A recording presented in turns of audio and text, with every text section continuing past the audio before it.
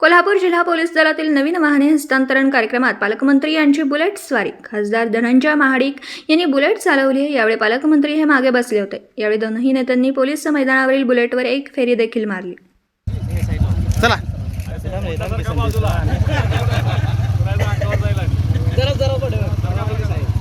चला चला चला. माननीय पालकमंत्री महोदय स्वतः राईड घेत आहेत.